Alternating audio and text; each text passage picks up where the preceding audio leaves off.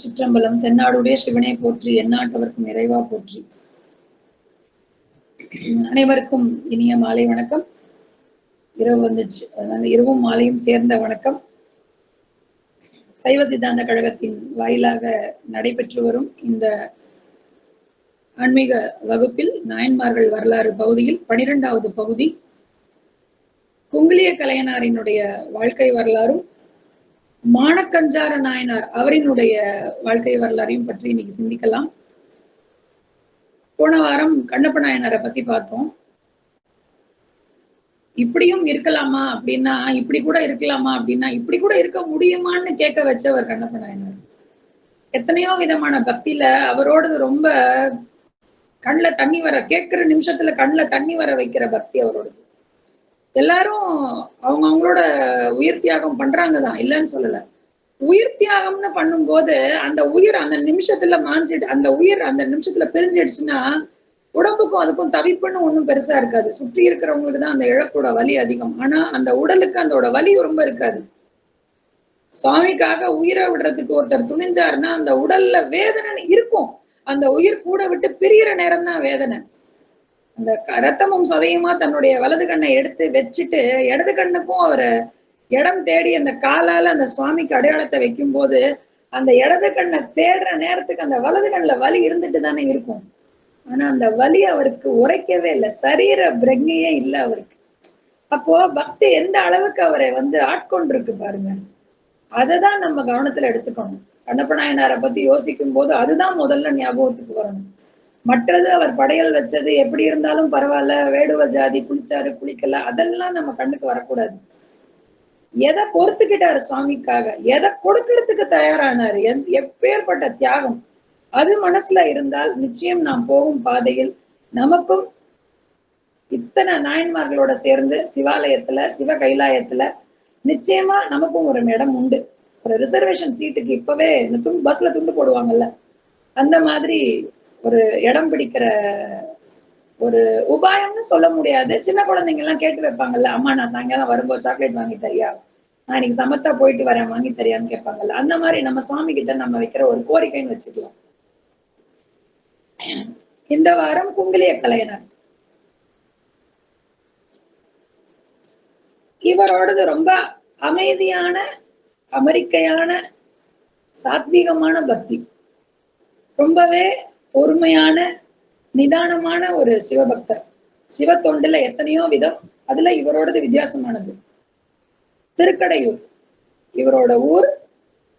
ரொம்ப செழிப்பான திருக்கடையூர். அட்ட வீரட்டான தலத்துல திருக்கடையூரும் ஒன்று. நமக்கு எல்லாருக்கும் தெரியும். அமிர்த கடேஸ்வரர் மூலவர், அபிராமி தாயார், மார்க்கண்டேயனுக்கு உயிர் கொடுத்த தலம், யமனை காலால் உதைத்த தலம்.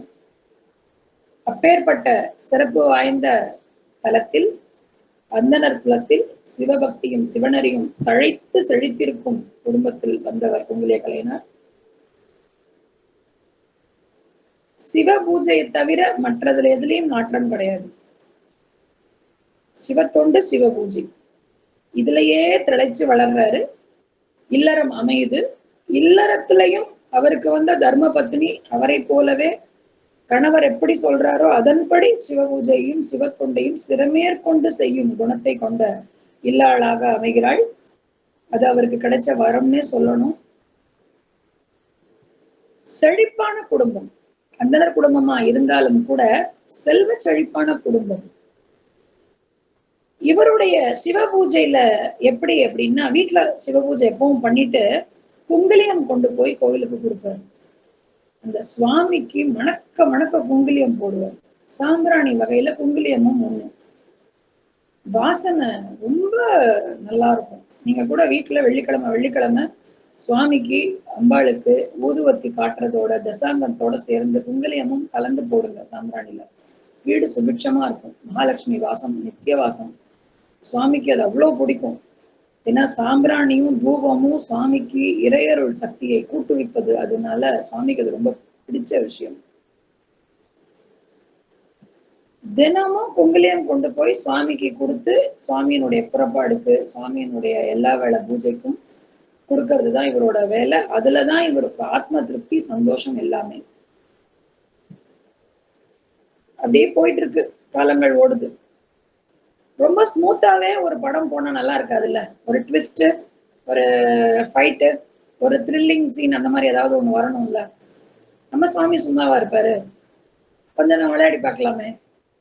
இந்த பையன் என்ன தினம் வரான், அவன் பாட்டுல குங்குலியம் போடுறான், அவன் பாட்டுல போறான், நல்லா இருக்கு, ஸ்மூத்தா போயிட்டு இருக்கு, கொஞ்சம் விளையாடிதான் பார்ப்போமே எந்த அளவுக்கு இவனோட பக்தி இருக்குன்னு சொல்லி அப்படின்னு கொஞ்சம் கொஞ்சமா அவருடைய செல்வம் தேயும் அளவுக்கு கருணை காட்டுறாரு. அதுக்கு கருணைன்னு சொல்லணும். செல்வம் தேயறது கருணையா அப்படின்னா, கரைஞ்சே போயிட்டு திரும்பவுமே வரல அப்படின்னாதான் அதை விதி அல்லது கர்மான்னு சொல்லணும். விளையாட்டுக்காக தானே செல்வத்தை கரைக்கிறாரு, திருப்பி தான் கொடுத்துட போறாரு. அதனால அவரோட அருளால அந்த செல்வம் கரைய தொடங்கியது. கொஞ்சம் கொஞ்சமா குறையுது குறையுது குறையுது குறையுது குறையுது, ரொம்ப குறைஞ்சிருச்சு. ரொம்பன்னா எப்படின்னா, அடுத்த வேளை சாப்பாட்டுக்கு வழி இல்லாத அளவுக்கு செல்வம் கரைஞ்சிருச்சு. குழந்தைகள் எல்லாம் பசியும் பட்டினியுமா இருக்காங்க. அறுசுவை உணவு சாப்பிட்ட குடும்பம், 3 வேளையும் தலைவாழை இலை போட்டு விருந்துக்கு நிகரான அறுசுவை போஜனம் சாப்பிட்ட குடும்பம், குழந்தைங்க போஷாக்கா வளர்ந்த குழந்தைங்க, மனைவி செழிப்பாக இருந்த இல்லாள், வறுமை, என்ன பண்றதுன்னு தெரியல, சாப்பாட்டுக்கு வழி இல்லை. ஆனாலும் இவர் குங்குலியம் போடுறதை மட்டும் விடவே இல்லை. கிடைச்ச காசுக்கு எவ்வளவு வருமோ அவ்வளவு. 10 ரூபாய்க்கு இருந்தா 10 ரூபா, 2 ரூபாய்க்கு இருந்தா 2 ரூபா, 1 ரூபாய்க்கு இருந்தா 1 ரூபா, அந்த மாதிரி. இந்த பெரிய சைஸ் கற்பூரம், சின்ன கற்பூரம், சின்ன கற்பூரம், இந்த குட்டியா 1 ரூபா கற்பூரம், 4 கற்பூரம்னு வரும்ல, அந்த மாதிரி குறைஞ்சு குறைஞ்சு குறைஞ்சு குறைஞ்சு வருது. இப்படியே காலங்கள் போகும்போது ஒரு நாள் ரொம்பவே மனசு ஒடிஞ்சு போய் மனைவி தன்னுடைய கணவர் கிட்டக்க தன்னுடைய தங்க திருமங்கலத்தை கழட்டி கொடுக்குறாங்க, பொன் தாலியை கழட்டி கொடுக்குறாங்க. சுவாமி, இதை கொண்டு போய் வித்து இதுக்கு நெல்லு வாங்கிட்டு வாங்க. அந்த நெல்லை குத்தி கொஞ்ச காலத்துக்கு வரும். ஏன்னா அப்பெல்லாம் பவுனும் விலை, பவுனுக்கு அரிசி விலை கம்மி, பவுன் விலை அதிகம். அதனால தாராளமா நிறைய, அட்லீஸ்ட் ஒரு மூட்டை வந்தா கூட போதுமே. தங்க திருமங்கலத்தை கழட்டி கொடுத்து அரிசி வாங்கிட்டு வர சொல்லி சொல்றாங்க. இவரும் சரிம்மா, நல்ல இடத்துல போய் நல்ல கடையில போய் அரிசி வாங்கிட்டு வரேன்னு கிளம்புறாரு. நம்ம ஹீரோ சும்மா இருப்பாரா? அது எப்படி? நானே கஷ்டப்பட்டு எல்லா காசையும் கரைச்சு விட்டுருக்கேன். 30 நாள்ல 30,000 கோடி அருணாச்சலம் ரேஞ்சில் எல்லா காசையும் கரைச்சு விட்டுருக்கேன். நீ இப்போ இருக்கிற பொன் தாலியை வித்து நீ நெல்லு மூட்டை வாங்கிட்டா விட்டுருவோமா? இதப்ப வரேன் பாரு அப்படின்னு சொல்லிட்டு அவர் நெல்லு வாங்குற இடத்துக்கு எதிர்த்தாப்புல நேரா ஒரு பெரிய பொதி, மாட்டு வண்டியில பொதி, பொதினா மூடைன்னு சொல்லுவாங்கல்ல, பெரிய பெரிய மூட்டையில குங்குலியம் வாங்கலையோ, குங்குலியம் இமாச்சலத்துல இருந்து கொண்டு வரேன், சாம்பிராணின்னா அப்படி ஒரு சாம்பிராணி, தூபம் போட்டா வீடோ கோவிலோ அப்படி மணக்கும் அப்படின்னு சொல்லிட்டு விக்கிற மாதிரி ஒருத்தர், ஒரு வியாபாரி. அந்த வியாபாரி பார்க்கவே அவ்வளோ அப்படி சுண்டி இழுக்கிற மாதிரி இருக்காராம். குங்குலியம் வாங்கலையோன்னு இவருக்கு காதுல குங்குலியம் கேட்ட உடனே எதுக்கு வந்தோங்கிறது மறந்துடுச்சு.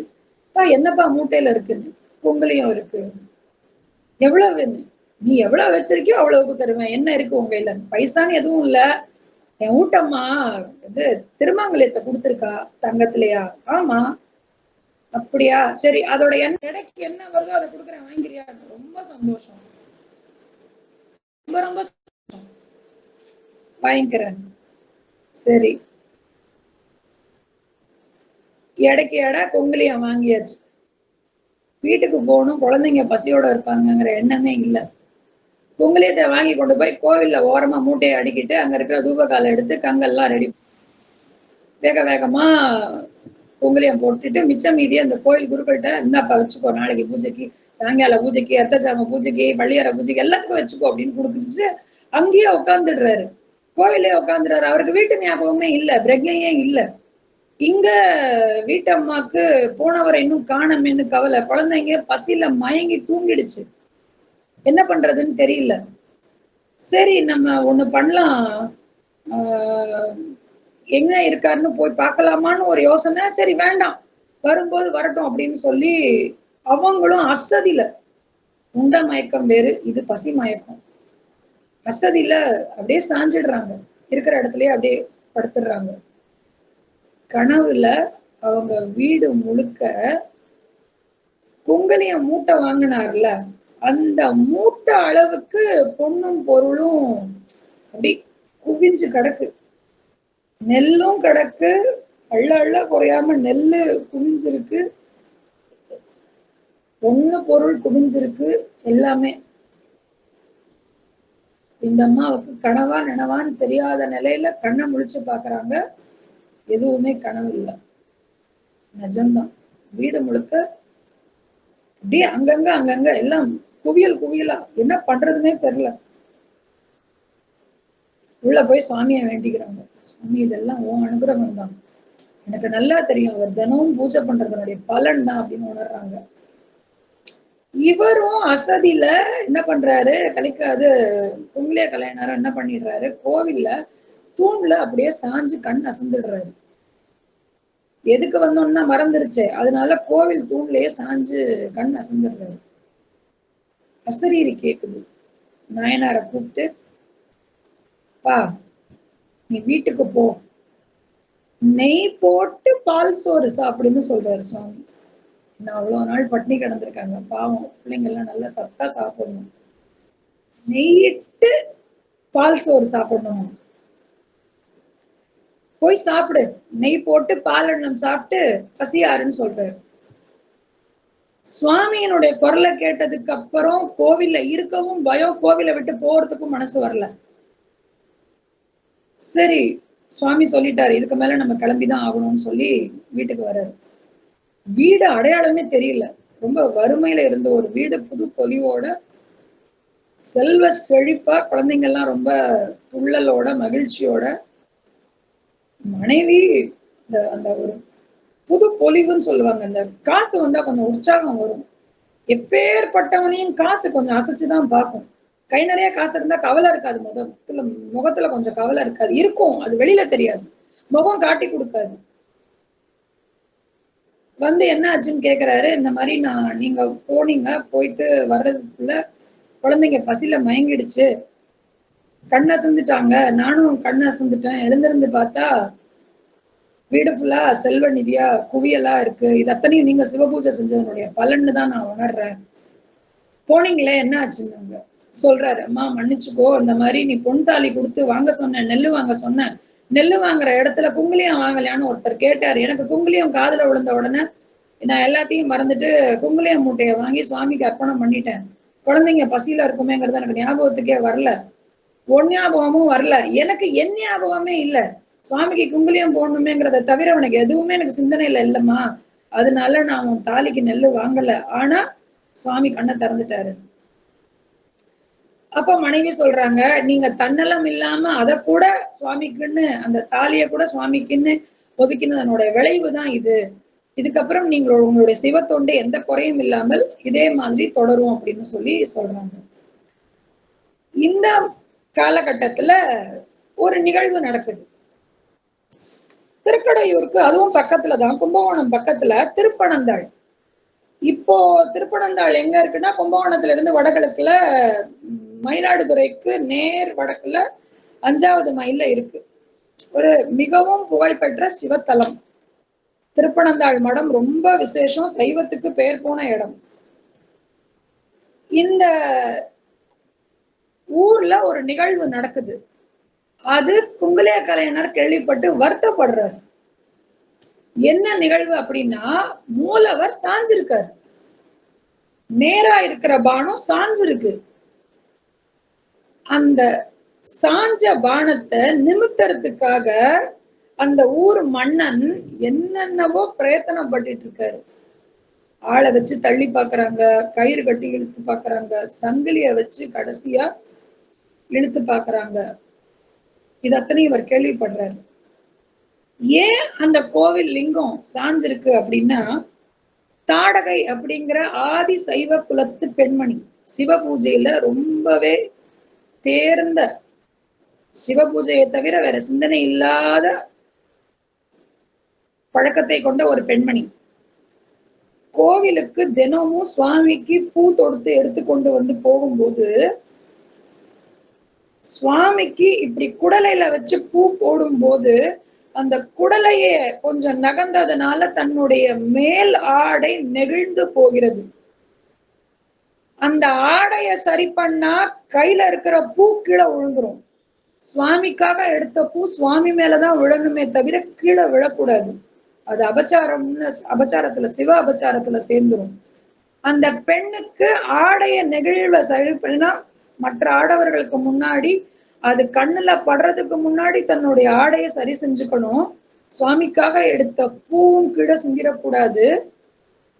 இக்கட்டான சூழ்நிலை, சுவாமி எடுத்த பூவை உனக்கு மேல போடணும், என்னுடைய ஆடை நழுவி கொண்டு வருகிறது, நான் என்ன பண்ணுவேன்னு அவ தவிக்கும் போது சுவாமி தலையை சாய்த்து அந்த பூஜையை ஏற்றுக்கொண்டாராம். அந்த தாடகைங்கிற பெண்ணினுடைய பூவை அல்லது மாலையை எதா வேணாலும் நம்ம கற்பனை பண்ணிக்கலாம். தலையை சாய்ச்சு இருக்கிற இடத்துக்கு நானே வரேன், இரு நீ கவலைப்படாத, நான் வரேன் அப்படின்னு சொல்ற மாதிரி தானே உவந்து தலையை சாய்த்து வாங்கி கொண்டார். அந்த நிகழ்வு நடந்ததுக்கு சான்றாக ஆதாரமாக லிங்கம் சாஞ்ச மேனிக்கு அப்படியே இருந்துடுச்சு. மன்னனுக்கு இதுல கொஞ்சம் உடன்பாடு இல்லை. ஏன்னா மூலவர் அதுவும் சுயம்புவாக வந்தவர், ஆதி காலத்துல இருந்து இருக்கிற கோவில், மூலவர் இப்படி சாஞ்சிருக்கிறது மன்னனுக்கு வருத்தம் தெரியுது. சிற்பிய கூப்பிட்டு தச்சரை கூப்பிட்டு என்னென்னவோ செய்யறாங்க, ஒன்னும் சரியா படல. இது எந்த அளவுக்கு சரியா வரும்னு எதேதோ யோசனை. கூட இருக்கிறவங்க பலம் கொண்ட மட்டும் ரொம்ப பலமா இருக்கிற ஒரு சக்தியை வச்சு இழுத்து பார்ப்போமான்னு சொல்லும் போது பட்டத்து யானைக்கு இதுல சங்கிலி கட்டி அதை யானை கிட்ட இரும்பு சங்கிலிய கொடுத்து அந்த இரும்பு சங்கிலிய மற்றொரு முனையை லிங்கத்தின் மேல கட்டி இழுக்க பாக்குறாங்க. இந்த செய்தி தான் குங்குலிய கலையனாருக்கு காதுல விழுகுது. கொஞ்சம் வருத்தப்படுறாரு. அதாவது லிங்கத்தை சரி பண்ணணும் தான், ஆனா அதுக்கு இரும்பு சங்கிலி கொண்டு சுவாமியை இழுக்கிறதா? அன்பெனும் பிடிக்குள் அகப்படும் மலை அவரை அன்பால மட்டும்தான் கட்டி இழுக்க முடியும். இரும்பு சங்கிலியால இவங்க கட்டி இழுக்கிறாங்க மன்னன்னு கேள்விப்பட்டவங்க பதச்சு போறாரு. வேணா ஒண்ணு பண்ணவா, மனைவி கிட்ட கேக்குறாரு, நான் போய் என்னன்னு பாத்துட்டு வரவா? போங்க, தயவு செய்து போங்க, என்னன்னு போய் பாருங்க. எவ்வளவு நல்ல ஒரு விஷயம் பாருங்க. உனக்கே அந்த வேலை, நீ பாட்டுக்க கடன்னு சொல்ற இந்த காலத்துல அது நடைமுறையில வந்துருச்சு இதெல்லாம். ஏன் உனக்கு இந்த வேலை? அங்க நீ போய் நின்னா மட்டும் லிங்கம் தானா நிமிந்துருமா? சும்மா இருங்க, போய் வேலையை பாருங்க, குடும்பத்தை கவனிங்கன்னு சொல்லாம தயவு செய்து நீங்க போய் என்னன்னு பாருங்க, நிச்சயம் உங்கள் பக்திக்கு சுவாமி செவி சாய்ப்பார்னு சொல்லி மனைவி நம்பிக்கை கொடுத்து அனுப்பிச்சு வைக்கிறாங்க. கலையனார் கிளம்பி வர்றாரு, கேள்விப்படுறாரு, கோயில் கிட்டக்கே வர்றாரு, நடந்தது என்னன்னு கேட்டுக்கிறாரு. மன்னன் இருக்காரு. மன்னன் கிட்ட சொல்றாரு, சுவாமி தயவு செய்து அந்த இரும்பு சங்கிலிய முதல்ல லிங்கத்து மேல இருந்து எடுத்துருங்க. யாரால கட்டுறது, எதால கட்டுறது? முடியுமா? இரும்பு சங்கிலியால இழுக்க பாத்தீங்கன்னா முடியுமா? சுவாமி இரும்புக்கு அகப்படுறவரா? தயவு செய்து இப்ப என்ன பண்றது? கடைசியா ஒரே ஒரு முயற்சி பண்றேன், அதுல நடக்கலன்னா எனக்கு நீங்க என்ன தண்டனை கொடுத்தாலும் நான் ஏத்துக்கிறேன். என்ன தண்டனை வேணாலும் எனக்கு கொடுங்க, நான் அதுக்கு தண்டனைக்கு உட்படுறேன். ஆனா ஒரு தடவை நான் முயற்சி பண்ணிடுறேன் அப்படின்னு சொல்லிட்டு பூச்சரம் முழம்னு சொல்லுவோம் இல்லையா, சுவாமியினுடைய லிங்கத்துக்கும் தனக்கும் எத்தனை தூரம் இழுத்தா சரியா வருமோ அத்தனை முழ பூல ஒரு முழம் பூவினுடைய நுனியை சுவாமிய சுத்தி கட்டுறாரு. அடுத்த நுனி இருக்கும்ல, ஒரு 15-20 முழம் வச்சுக்கலாமே இந்த டிஸ்டன்ஸுக்கு, இன்னொரு பூவின் அந்த பூச்சரத்தினுடைய நுனியை தன்னுடைய கழுத்தை சுத்தி இறுக்கிக்கிறாரு. சுவாமி உனக்கு 2 சாய்ஸ். சுவாமிக்கு இவர் சாய்ஸ் கொடுக்கிறாரு. கொடுக்கலாம், பக்தியில அதுக்கெல்லாம் வழி இருக்கு. சுவாமிக்காக உண்மையாக உருகுனா நிச்சயம் அதுக்கெல்லாம் வழி இருக்கு. சுவாமி உனக்கு 2 சாய்ஸ். நான்லாம் ரொம்ப சாதாரண ஆளு, உன்னுடைய சிவபக்தன்னு சொல்லிக்கிறத தவிர எனக்கு வேற எந்த தகுதியும் பெருசா இல்லை. உன்னை எனக்கு நினைக்க தெரியும், உனக்காக எல்லாமே பண்ண தெரியும், நீதான் என் உலகம்னு வாழ தெரியும், அதுக்கு மேல எனக்கு எதுவும் பெருசா தெரியாது. நான் கூப்பிடுறேன், எனக்காக நீ வா, இந்த அன்புக்கு கட்டுப்பட்டு நீ வந்தன்னா வா, இல்லைன்னா இந்த கயிறை இறுக்கி நான் உங்ககிட்ட வந்துடுறேன். நல்லா இருக்குல்ல டீல்? இப்படிதான் சொல்லி சுவாமியை இழுக்க ஆரம்பிக்கிறார். நமசிவாய விண்ணதிர குரல் கேக்குது. அத்தனை பேரும் ஹரஹர மகாதேவா சொல்றாங்க, நமசிவாய சொல்றாங்க, சிவாய நம்ம சொல்றாங்க. கொஞ்சம் ஆடை நெகிழ்ந்ததுக்கே தலையை சாய்த்த சிவபெருமான் ஒருத்தர் தன்னுடைய கழுத்துல கயிறை கட்டி இழுக்கிறாரு. நெகிழ்ந்து வராம இருப்பாரா? லிங்கம் அசைய தொடங்குகிறது, நெகிழ தொடங்குகிறது. கொஞ்சம் கொஞ்சம் கொஞ்சமா பானம் சரியாகி நிமிர்ந்து வருது. அப்போ அத்தனை பேருக்கும் கேட்கிற மாதிரி சொல்றாரு, நீ குங்குலியம் போட்டு உன்னுடைய சிவத்தொண்டை ரொம்ப சிறப்பா செஞ்சுட்டு வர, அதையும் தாண்டி உனக்குள்ள ஒரு ரொம்ப பெரிய சிறப்பு இருக்கு. அதை எல்லாருக்கும் காட்டுறதுக்காக தான் இந்த நிகழ்வை நான் நடத்தினேன். அதனால இந்த நிமிஷம் உனக்கு ரிஷபவாகனத்துல நான் காட்சி தரேன். உன்னுடைய பணியை முடித்து நீ சிவ கைலாயத்தில் என்றும் நித்தியவாசம் செய்ய வான்னு சொல்லி அனுகிரகம் பண்ணிட்டு காட்சி கொடுத்துட்டு மறையிறாரு. மன்னர்ல இருந்து அத்தனை பேரும் இவரை தலையில தூக்கி வச்சு கொண்டாடுறாங்க. இப்படிப்பட்ட நெக்குருகும் பக்திக்கு கடவுரின் கலையென்ற அடியார்க்கும் அடியேன்னு சொல்லி சுந்தரர் நிறைவு செய்யறார். இந்த இடத்துல அடியார்க்கும் அடியேன்னு சொல்லிட்டார். ஏன்னா இதே மாதிரி இன்னும் யாராவது ஒருத்தர் சுவாமிக்காக தன் உயிரை கொடுக்கறதுக்கு எத்தனையோ அடியார்கள் வரலாம். இவரை மாதிரியே இவரோட அடியார்கள் வர்றதுக்கு முன் வரலாம், வாய்ப்பு இருக்கு. கண்ணப்பருக்கு அடியார் சொல்லல, அடியார்க்கும் அடியேன்னு கண்ணப்பருக்கு சொல்லல. ஒரு சில இடத்துல மட்டும்தான் சுந்தரர் வந்து அடியார்க்கும் அடியேன்னு சொல்றார். ஒரு சில இடத்துல அடியேன் மட்டும்தான் சொல்றார். யாருக்கெல்லாம் அடியேன் சொல்றார், யாருக்கெல்லாம் அடியார்க்கு அடியேன் சொல்றாருங்கிறத குறிச்சுக்கிட்டே வாங்க. எல்லாருக்கும்லாம் அவர் அடியார்க்கும் அடியேன்னு சொல்லல. தில்லைவாழ் அந்தனர் தான் அடியார்க்கும் அடியேன்னு சொன்னாரு. ஏன்னா தில்லைவாழ் அந்தனர்கள் பரம்பரை இப்ப வரைக்கும் சிவாச்சாரிய பரம்பரை வந்துட்டுதான் இருக்கு. அவங்கள மாதிரி முக்காலமும் பூஜை பண்றவங்க இப்பவும் இருந்துட்டுதான் இருக்காங்க. திரிகரண சுத்தியோட இருக்கிறவங்க இருந்துட்டுதான் இருக்காங்க. அதனால வழி வழியா வர்றவங்களுக்கு நான் அடியேன். ஆனா கண்ணப்ப நாயனாருக்கு அடியார்க்கும் அடியேன்னு சொல்லல. ஏன்னா கண்ணப்பர் மாதிரி இன்னொருத்தர் சுவாமிக்கு தன்னுடைய உறுப்பை வெட்டி எடுத்து கொடுக்குற அளவுக்கு இன்னும் யாரும் வரப்போறது இல்லை. அப்போ செயல்கரிய செயலை செய்து இதுக்கு மேல இது மாதிரி யாருமே கிடையாதுப்பா அப்படின்னு சொல்றவங்களுக்கு அடியேன் மட்டும்தான் வைக்கிறார். இவர் மாதிரி இன்னும் பல பேர் இன்னும் செயற்கரிய இதே மாதிரி இன்னும் நிறைய பேர் ஆனா வேற விதத்துல தன்னுடைய உயிரையும் பொருட்படுத்தாம சுவாமிக்காக தொண்டு செஞ்சவங்க இருக்காங்கன்னு சொல்லும் போது அடியார்க்கும் அடியேன்னு சொல்றாங்க. அப்போ இவங்களுக்கெல்லாம் இதே மாதிரி இன்னும் தொண்டர்கள் வர்றதுக்கு காலம் வழி கொடுக்கும்னு சொல்றாரு. இப்படியாக குங்குலிய கலைஞர் தன்னுடைய குங்குலியம் என்னும் தூபம் இடுற பணியால மிகச்சிறந்த ஒரு சிவபதத்தை அடைந்தார். இது கொஞ்சம் வித்தியாசமான ஒரு இவருடைய வரலாறு. ரொம்ப பெருசும் கிடையாது, அதே சமயம் சின்னதும் கிடையாது. சேக்கிழார் பெருமான் இவருடைய ஊரை பற்றிய வர்ணனை மிக அதிகமாக கொடுக்கிறார். கஞ்சாரூர் அப்படிங்கிற ஊர்ல பிறந்ததுனால அவருக்கு பேர் மானக்கஞ்சாரர்னே பேர் வந்துருச்சு. அந்த கஞ்சாரூருங்கிற ஊரு இன்னைக்கு இருக்கிற ஆனதாண்டவபுரம்னு சொல்லுவாங்க இல்லையா, அததான் கஞ்சாரூருங்கிற பேர்ல இருந்திருக்கிறதா சேக்கிழார் குறிப்புல காணப்படுது. ஆனதாண்டவபுரம்ங்கிறதே ஆனந்த தாண்டவபுரம்னு இருந்து அது ஆனதாண்டவபுரமா மாறி இருக்குங்கிற குறிப்பையும் பார்க்கிறோம். சோழ நாட்டுல தஞ்சாவூருங்கிற ஊர்ல மிக சிறப்பான ஒரு நல்ல சிவ சைவ வேளாளர் குலத்துல பிறந்தவர். சிவத்தொண்டில், சிவ பூஜையில், சிவ ஒழுக்கத்தில், சிவ நெறியில் எல்லாத்துக்கும் வித்தியாசம் இருக்கான்னா இருக்கு. சிவ பூஜை, சிவ தொண்டு, பூஜை செய்யறது ஆத்மார்த்த பூஜை, பரார்த்த பூஜைன்னு தன் வரைக்கும் செய்யறது. சிவத்தொண்டு தேடி போய் செய்யறது அல்லது வீட்டுக்கு வர்றவங்களை உபச்சாரம் பண்றது.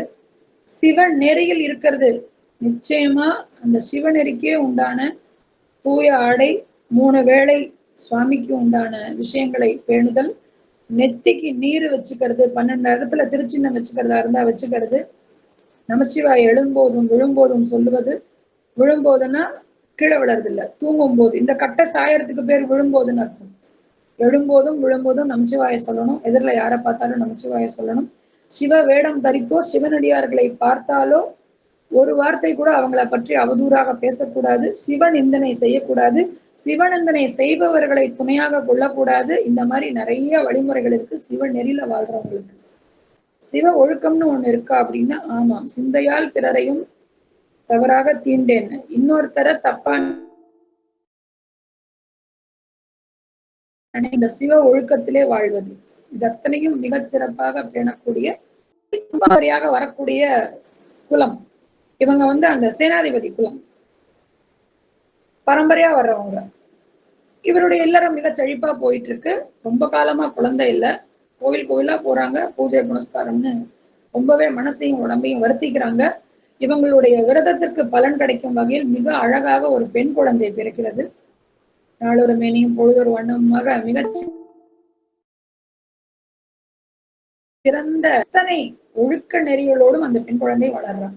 ரொம்ப நல்ல குணத்தோட நல்ல விஷயங்களை கற்றுக்கொண்டு வளர்கிறாள். ஓடுது. அந்த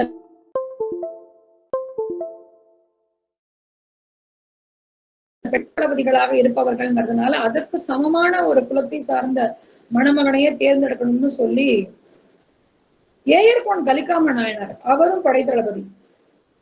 ஏன்னா அவர் ஒரு நாட்டுக்கு குறுநில நாட்டுக்கு அவரும் இதே அரச குடும்பத்தை சேர்ந்தவர். ஏயர்கோன் கலிக்காம நாயனார். அவரோட கதை தனியா வரும்போது அது என்னன்னு பார்ப்போம். இந்த ஏயர்கோன் கலிக்காம நாயனாரை மனம் முடிப்பதற்காக இரு வீட்டாரும் பேசும்போது ரொம்பவே மனம் ஒத்து 2 பேரும் சம்மதம் தெரிவிச்சிடுறாங்க. 2 பேருக்கும் திருமணம் நிச்சயமாகுது. திருமண மண்டபத்துக்கு உற்றார் உறவினர் எல்லாரும் வர ஆரம்பிக்கிறாங்க. அப்படி வரும்போது கல்யாணம் வீட்டுல எப்பவுமே ஒரு பரபரப்பு வேணும்ல, ஒரு ட்விஸ்ட் வேணும்ல. அதுவும் நம்ம சுவாமிக்கு ட்விஸ்டுக்கு சொல்லியா தரணும். ஏதாவது ஒண்ணு செஞ்சாதானே நல்லா இருக்கும். அதென்ன பிள்ளை எல்லாம் கேட்டா, புள்ள கொடுத்தேன், பொண்ணு நல்லா வளர்த்தான், நல்ல மாப்பிள்ளையும் பார்த்துட்டான், இன்னும் ரொம்ப ஸ்மூத்தாவே போயிட்டு இருக்கு, ஒரு ட்விஸ்ட் கூட இல்லையே. அப்ப வரேன் பாரு, ஒரு ட்விஸ்ட் கொடுக்கதா வரேன்னு சொல்லிட்டு சுவாமி என்ன பண்றாரு, திருமண மண்டபத்துக்கு வர்றதுக்கு தயாராகிறாரு. சுவாமி எப்படி தயாராகிறாருன்னா, எல்லா தடவையிலையும் அந்தனர் வேடத்துல வந்தாச்சு. ஒரு முனிவர் என்ன சொல்றது, கொஞ்சம் பார்க்கும் போதே கொஞ்சம் பயம் கொடுக்குற மாதிரி. அதாவது எலும்பு கூடல, குட்டி குட்டி குட்டியா, குட்டில இருந்து பெருசு வரைக்கும், சின்ன சைஸ்ல இருந்து பெரிய சைஸ் வரைக்கும் எலும்பு, மண்டை ஓடு எலும்பு இதெல்லாத்தையும் மாலையா கோத்து போட்டுக்கிட்டு, தலையில எல்லா இடத்துலயும் கேசம் இருக்காது, நடுவுல உச்சி குடிமிக்கு மட்டும் கொஞ்சம் கேசம் விட்டு, கொஞ்சம் பார்க்கும் போதே பயம் கொடுக்குற மாதிரியான ஒரு தோற்றத்துலதான் வர்றாரு. அந்த மாதிரி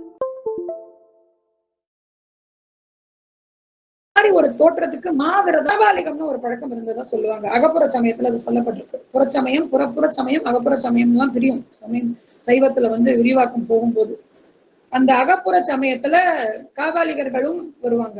மண்டையோட்டு மாலையை சதா பொழுதுக்கும் போட்டிருப்பாங்க.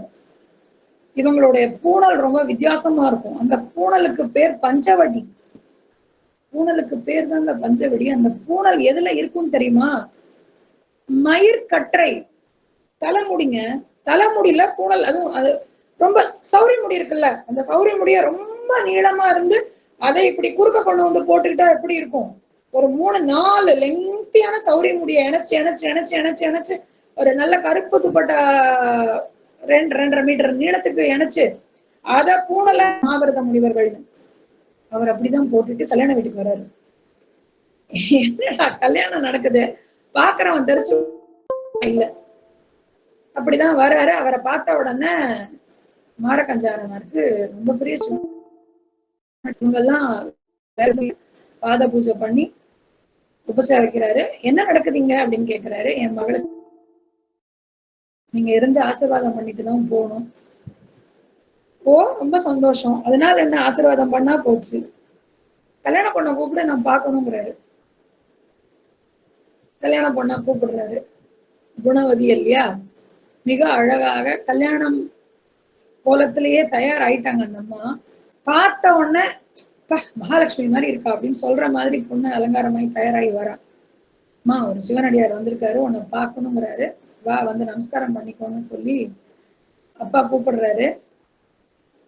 அப்பா சொன்ன வார்த்தைக்கு மறு வார்த்தை பேசாததுனால அந்த பொண்ணு வந்து காலில் விழுந்து நமஸ்காரம் பண்றா. முனிவர் வந்து மேல இருந்து கீழே வரைக்கும் பாக்குறாரு. பொண்ணு பார்க்க ரொம்ப லட்சணமா இருக்கு, ரொம்ப நல்ல ரொம்ப அம்சமா இருக்கா. ரொம்ப சந்தோஷம் சுவாமி, குணவதியா தெரியறா, என்ன பெரியவங்க ஆசீர்வாதம். ரொம்ப நல்லா பியூட்டி பார்லருக்கே போகாம வீட்டுல மட்டுமே பராமரிப்பு செஞ்சு வளர்ந்த கேசம். அது அப்படிதான் இருக்கும். எனக்கு ஒரு உபகாரம் பண்ணணும், கல்யாண வீட்டுல வந்துட்டு எது கேட்டாலும் தர மாட்டேன்னு சொல்ல மாட்டேன்ல. சேச்ச, வயிறார சாப்பாடு, பொண்ணு, பொருள் எல்லாம் இருக்கு. நாங்க யாரு, ராஜவம்சம் இல்ல, நீங்க கேட்டு நாங்க இல்லைன்னு சொல்லுவோமா? அதானே பார்த்தேன். சரி ஒண்ணு பண்ணு, பொண்ணோட தலைமுடி ரொம்ப அழகா இருக்கு, அந்த தலைமுடி அப்படியே அப்படியே கட் பண்ணி கொடுத்துரு. ஒண்ணு ஆணவம் தலை தூக்கும் அல்லது குறையும்.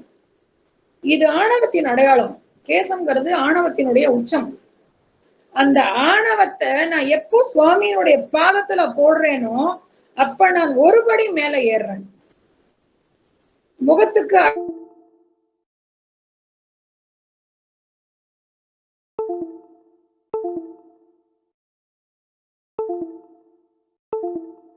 அதெல்லாம் சிறந்தாதான் முகம் ஒரு வழக்க தலை வந்து அது முழுமை பெறாது. அது அழகுல ஏதோ ஒரு குறை இருக்கிற மாதிரிதான் படும் மனசுல. அப்போ அந்த கேசம் தான் அழகினுடைய முழு வெளிப்பாடையும் காமிக்கும். ஹேர் ஸ்டைல வச்சுதாங்க முகம். நல்லா எண்ணெய் வச்சு நேர் வகடு எடுத்து வலிச்சு சீவி இவ்வளவு எண்ணெய் வழிய வந்து வீட்டுக்குள்ள உட்கார்ந்தா யாரா இருந்தாலும் தெரிச்சு ஓடிடுவாங்க. முகம் அழகெல்லாம் அப்புறம். அப்போ அந்த கேசம் வந்து எவ்வளவு தூரம் முடி வந்து ஒருத்தவங்களுடைய மதிப்பை கூட்டுமோ அதை நான் உங்ககிட்ட காணிக்கையா கொடுக்கிறேன். என்னுடைய கர்வத்தை நான் உன் காலடியில் போடுகிறேன். எது அழகோ அதை இழக்க துணிகிறேன். அதுதான் கேசத்தை சுவாமிக்கு காணிக்கையா கொடுக்கறதனுடைய அடையாளம். என்ன காத வெட்டி அதெல்லாம் சுவாமி கேட்கல, அதெல்லாம் இறைவனுடைய படைப்பு. இதுதான் வெட்ட வெட்ட வளரக்கூடியது. கையை வெட்டினா வளராது, காலை வெட்டினா வளராது. அதுக்காக அதனால நீ கொடுத்துட்டே இருப்பியா அப்படின்னா, கர்வம் என்பதும் வெட்ட வெட்ட வளரக்கூடியது, ஆணவம் என்பதும் வெட்ட வெட்ட வளரக்கூடியது. ஒரு இடத்துல அசிங்கப்பட்டுட்டா வாய் அதோட நிக்காது. அந்த இடத்துலதானே அவன் கலாய்ச்சான், அவன் தான் இவன் வரல, இன்னைக்கு இதே மாதிரி வம்ப வலிக்கும்னு தோணும். இன்னொரு இடத்துல போய் சண்டை போட தோணும். அப்போ கர்வம் வெட்டுப்பட்டுக்கிட்டே இருக்கணும், கர்வத்தை அடக்கி வச்சுக்கிட்டே இருக்கணும், வளர வளர வெட்டணும். எது வளர்ந்துகிட்டே வரும்? கர்வம் தான் வளர்ந்துகிட்டே வரும். கை காலெல்லாம் வளர்ந்ததோட நின்றுடும். அந்த கர்வத்தை அடக்குவதற்காக தான் கேசத்தை சுவாமிக்கு முடி காணிக்கையாக கொடுக்கிறோம். இதை புரிஞ்சுக்காம இந்து சமயத்துல நீங்க முடிய தானே காணிக்கையா கொடுக்குறீங்க, தைரியம் இருந்தா உறுப்ப காணிக்கையா கொடுக்க வேண்டியதானே ரொம்ப கிண்டலா பேசுறாங்க. பேசுறவங்களுக்கு, அறியாதவர்களுக்கு இது தெரியும் போது அதனுடைய நம்மளுடைய இந்து மதத்தினுடைய பாரம்பரியமும் ஆழமும் புரியும். அந்த வகையில மாத கஞ்சார நாயனாரினுடைய செயல் வந்து மிகச்சிறந்த சிவத்தொண்டுல சேரும். ஆகையால ஒரு தூபம் இட்ட குங்கிலிய கலைநாயனாரையும் தன் மகளினுடைய திருமண தண்ணிக்கு யோசிச்சு பாருங்களேன். கல்யாண தண்ணிக்குங்க, இந்த காலத்து குழந்தைங்களுக்கு கேட்பதற்கு நகைப்பாக கூட இருக்கலாம், இதெல்லாம் ஒரு பெரிய விஷயமா அப்படின்னு. செஞ்சு பார்த்தாதான் தெரியும். அதனால நம்ம பிள்ளைகளுக்கு இதெல்லாம் சொல்லிக் கொடுப்போம். இதெல்லாம் இந்த விஷயத்தெல்லாம் மனசுல பதிய வைப்போம். கோயிலுக்கு போகும்போது சாம்பிராணி வாசனை வந்ததுன்னா பொங்கலே கல்யாணாரை நினைச்சுப்போம். நம்ம தலை செய்யும் போது இந்த கர்வத்தை தானே சுவாமி கிட்ட நம்ம எப்பவும் காலடியில போடணும் அப்படின்னு நினைச்சு அதையும் மனசுல வச்சுப்போம். இந்த 2 பேரினுடைய வாழ்க்கை வரலாறையும் மனதுல வச்சு கோயிலுக்கு போகும்போது இந்த இடத்துல இந்த நாயனார் வந்தார், இந்த இடத்துல இந்த நாயனார் வந்தார், அந்தந்த கோயிலுக்கு போகும்போது அத்தனை நாயன்மார்களையும் வழித்துணையாக கொண்டு நம்மளுடைய வாழ்வில் சிவநெறியை நோக்கி முன்னேறி செல்வோம்னு சொல்லி இந்த நிகழ்ச்சியை இந்த அளவுல நிறைவு செய்கிறேன். வளாது பெய்க மலிவளம் சுரக்க, மன்னர் போன்முறை அரசு செய்க, குறைவில்லாது உயிர்கள் வாழ, நான் மறை அறங்கள் ஓங்க, நற்றவம் வேள்வி மல்க, மேன்மைகள் செய்வ நீதி விளங்குக உலகம் எல்லாம். ஆறிரு தடந்தோள் வாழ்க, அறுமுகம் வாழ்க, வெற்பை கூறுசை தனிவேல் வாழ்க, கொக்குடம் வாழ்க, செவ்வேல் ஏறிய மங்கை வாழ்க, யானைதன் அணுங்கு வாழ்க, மாறிலா வள்ளி வாழ்க, வாழ்க சீரடியாரெல்லாம். திருச்சிற்றம்பலம். தென்னாடுடைய சிவனே போற்றி, எந்நாட்டவர்க்கும் இறைவா போற்றி. வாழ்க சிவனடியார்கள். திருச்சிற்றம்பலம்.